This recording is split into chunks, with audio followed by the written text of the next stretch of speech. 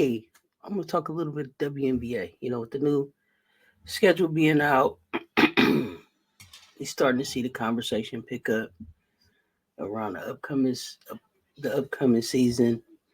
Of course, with everything that we got going on in college basketball, everybody is watching to see, it's Caitlin and some others. Caitlin, Rakia Jackson, a lot of players, are they opting into are they opting into the WNBA this year? They're going to be in the draft. Where will they land? Who will they play with? And all of that talk and the schedule release and looking at upcoming matchups and starting to kind of like circle games of who I'm looking forward to see play, it got me to thinking about why not start the conversation now about who is the best player in the WNBA right now? I mean, listen, the league is loaded with talent, and it's a lot of talent coming to the league. From Brianna Stewart, I love Stewie. Been watching her since UConn. Candace Parker, hoping that Candace will be back in Vegas again. Would love to see her finish what she started there. Of course, I'm a Las Vegas Aces fan. No secret about that.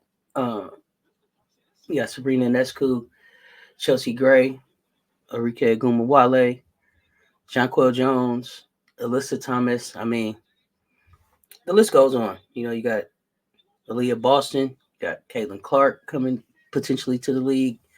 You got your Rakia Jacksons, your Angel Reeses, all of this talent in and around, the vicinity of the WNBA. But for me, there is one lady that just stands above them all.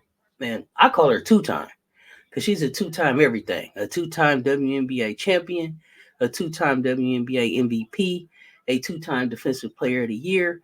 I also want to say, I believe, don't quote me on it, she's also a two-time like all defensive team player. None other than Asia Wilson. Okay. Asia is by far one of my favorites in the league. Like I said, the Aces are my team. I've been watching Asia since South Carolina. Have always been impressed with her game. But at 27 and approaching what I believe is her like sixth season in the W, and don't quote me, I could be wrong. I feel like she is definitely one of the elites. Like, I'm really happy that she's one of the players that's like holding the league in her hand right now, and one of the faces of the league, because she does such a good job with that. Last year, she led the Aces to their second consecutive championship with 3 starters down. It's tough enough to win a championship. It's even tougher to go back to back. And then even that much tougher to go back to back now 3 starters. The three folks that you were counting on being there. 3 folks that were, very involved in getting you to, the finals. So, you're down Candace Parker, who had gotten hurt earlier in the season. Chelsea Gray, I believe, was a foot injury, and then Kia Stokes also, I believe, had a foot injury that took them out of the rest of the finals from the game before. But Asia was like, it is what it is.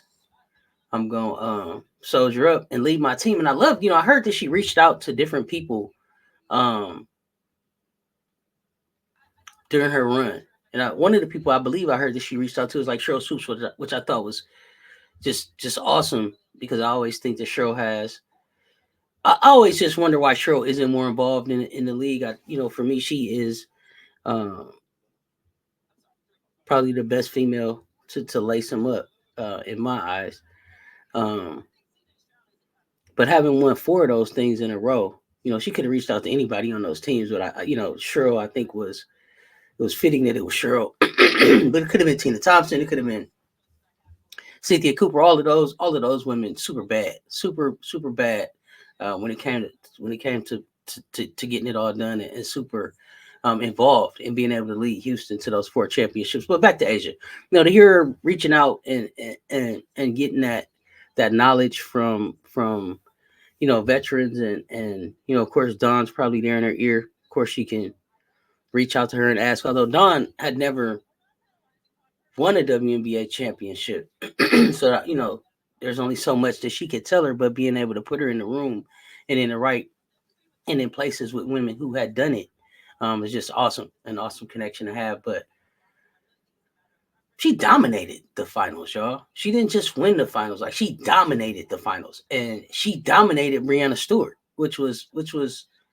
surprising for me to see because like I said, I watched Stewie since UConn, and I love Stewie's game. Stewie plays really nice sometimes. I don't see Stewie go ferocious, but Asia has this side where she just goes like full on Asia, as I called it. Like she went all the way Asia, full Asia on Stewie down on that block, and Stewie didn't have an answer.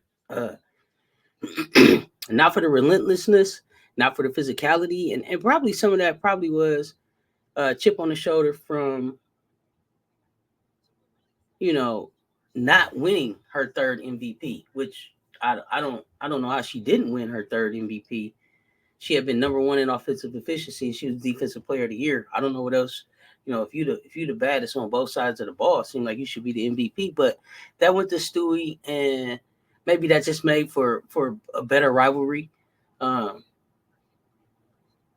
I don't know. Maybe sometimes people mistake her smile and her fun loving spirit for weakness. But you see some of that ferocity on the floor. She's no joke. She's a problem, a full on problem. She had a 53-point game last season. She was player of the week 16 times. Uh, like I said, all defensive player of the year, all defensive first team, all WNBA first team, Finals MVP. She gets it done. Make no mistake. Like Asia's been doing this. It's not like she got to the W and figured it out. It's not like she got to college and figured it out. Like she's been doing this. Winning is in her blood. Um, Ever since she decided to take basketball serious, and kind of be, fully committed to it. I think just to listening to her talk in some different interviews, it wasn't always her first love, but I'm sure glad that she found her passion for it because I love watching her passion for the game on the court. So, you go back to high school, she's a standout player. She had, all the stats. She took her team to a state championship. She was a National High School Player of the Year in 2014, McDonald's All-American, Parade All-American, 3-time South Carolina Independent Schools Association Player of the Year. Going into college, she grew and she just continued to grow and develop into, the player that we ended up being able to enjoy in the W. But, she was a joy to watch in college. In her senior year alone, she was consensus National Player of the Year. She won the Wooden Award, the Naismith Trophy, the Wade Trophy, the Honda Sport Award, All-America First Team, uh, SEC Player of the Year, first 3-time selection in league history, SEC Co-Defensive Player of the Year, All SEC First Team, SEC Tournament MVP, NCAA Albany Regional Tournament Team, and a 3-time SEC Player of the Week. And then she got her international accolades. I mean, the girl is, she's balling globally. Where, it's like throw the ball out, roll the ball out, and Asia's ready to go.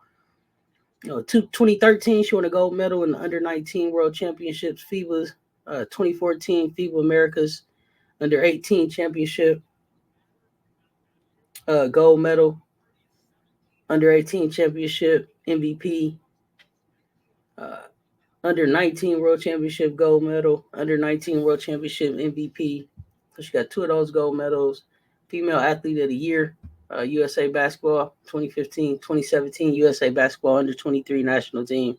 And then, of course, a part of the USA Basketball national team pool. So, definitely somebody that we hope will be going on to represent us, in the Olympic Games if they choose, if she so chooses and it works out. But when you think about her career, like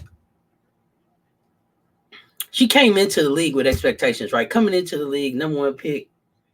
I mean, and she just lived up to the hype, right from 2018, getting into Las Vegas. She finished the season Rookie of the Year. I want to say she was a top scorer in her debut season.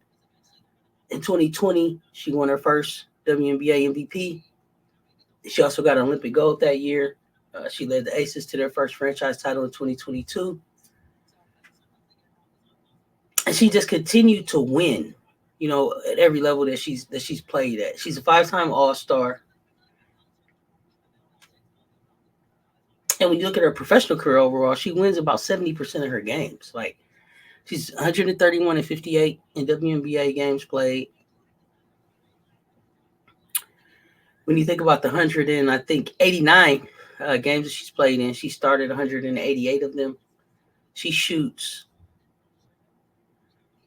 49% from the floor, 80% from free throw, about 35% from three, and that seems like that's improving as she continues to grow as a player. She give you about 9 rebounds, 2 assists, put just about 2 blocks with that in a steal. And I mean, I don't know a player that's doing more. Is doing more for a team.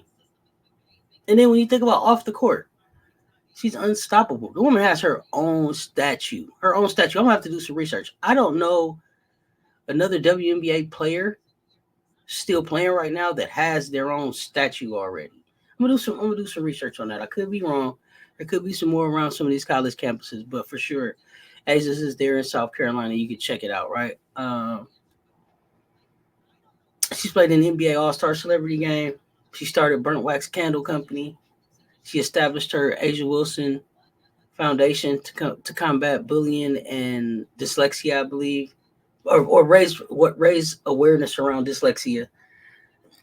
She's part of the WNBA Social Justice Council. She co-hosts a podcast about the WNBA. She has endorsements with Nike and Mountain Dew. She made the Forbes 2021 30 under 30 list. And one of my favorite things that I read about her, and I hope it's true, is that she's like a lifetime member of the Girl Scouts. So, I mean, like, she's doing it all the way around. And I just wanted to take a moment and just, like, check out some of her highlights and some of the things that she just brings to the game. And this was just in the playoffs here this last year. She's relentless. Always around the ball, rebounding, putbacks, shooting threes, defense, passes. I mean, you name it, she does it. And I don't see anybody doing it at a better clip than Asia Wilson right now in the WNBA. I just don't. I mean, a joy to watch. Las Vegas is just fun to watch anyway. But Asia is really fun to watch. I mean, and a lot of people probably saw the clip of her on the sideline. The music is playing and she's having a good time. And then Becky's coming and she's like, hold up, Becky's coming. And then she's right back to the fun. You know what I mean? I love that joy. You know, I love that joy on the court and on the sideline. You know, you can tell she's really living her best life right now. And I'm appreciating that. So, you know, all I can say is that if you know a better player, please tell me about her. But until then, you know what it is. Stay tuned. Talk soon. I'm out.